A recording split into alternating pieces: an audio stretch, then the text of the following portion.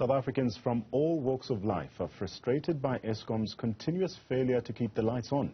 The crippling power cuts have driven businesses to their knees and left households in distress.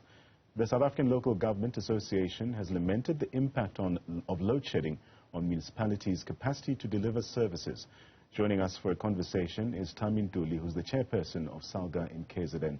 Ntuli, a pleasure to have you on the program. Now, the South African Local Government Association recognizes itself as one organization that observes the importance of addressing the province's persisting issues, including load shedding. And when you think about load shedding, it is an issue that is front of mind for many South Africans and causes much frustration. And our provinces are hard hit as well. Let us begin by getting your thoughts on the impact on various aspects of our society, particularly on businesses and the ability of municipalities to actually deliver quality services to our communities. Good afternoon, Natasha and the viewers. As the South African Local Government Association in KwaZulu-Natal, we have a view, a strong view, that there is an unannounced stage of load shedding, especially for the rural municipalities, which is actually taking more than 10 hours a day without electricity. In fact, it is common across all the rural municipalities in the province of KwaZulu-Natal, and in a month, more than 300 hours they are without electricity in these municipalities. This affects the services such as the provision of water, since we know that to pump water into the reservoirs, generators, they operate through electricity.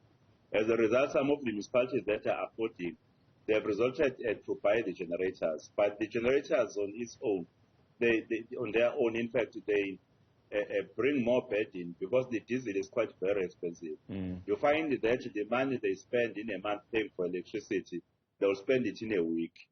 And even when it comes to the local businesses, you find that some businesses are able to buy generators, they have a capacity, but even to them too, a burden is added in terms of the diesel. But there are those local businesses which are emerging, where people have rented places for their businesses, and they cannot, in fact, afford generators, and let alone the issue of right. The diesel. As a result, you'll find that they stop there, such as the salons, such as those who are selling food, that they cook, that are cooking food and sell the food for the communities. You find that those people, in 10 hours a day, they have nothing to do. As a result, at the end of the month, they will fail to even pay for the rent, let alone paying salaries for those few individuals that are employed in those businesses. So this load shedding, in fact, has a devastating effect in the local government and also in the local communities. Hence, as SALGA, we're of the view that the National Treasurer need to consider a special grant that will actually compensate or bail out those who are resorting to other sources of energy in the midst of the problem that we're faced with, the failure by Eskom to provide power to the citizens as expected. That is our view as SALGA and the province. Let's speak about some of the recommendations that were being heard as part of these dialogues between these key stakeholders, including mayors, government officials, business owners, and as well as community leaders within that region. Well, the first part is the one that I've already alluded to, that a bailout is actually required. However, the recommendations to the other key role players is that we must begin a dialogue that will take the matter forward, so that we'll all be vocal about the circumstances, so that really even the treasurer will understand the need, because this is causing the collapse of the economy. You know, in a country where the economy is failing to provide job opportunities, to produce sufficient job opportunities, we cannot subject a country to a kind of another shutdown of the shops which are actually providing job opportunities, especially in the rural municipalities. You find that they do not have factories, they do not have industries, whereas they are the one who are the low consumers when it comes to the issue of electricity.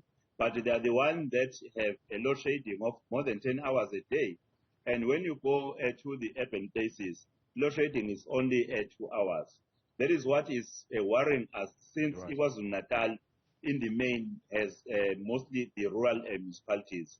That is why we are making this call, and we'll be convening a meeting of the risk managers, so that they provide an overall outlook of the situation outside, and we'll be also convening the leadership of the municipalities to have a dialogue around the impact, and also to find a way out, such as it will be just mere suggestion.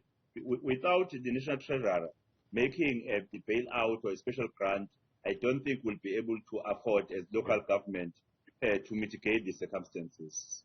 Thami Ntuli, he's SALGA KZN chairperson, speaking to us about the impact of load shedding on municipalities.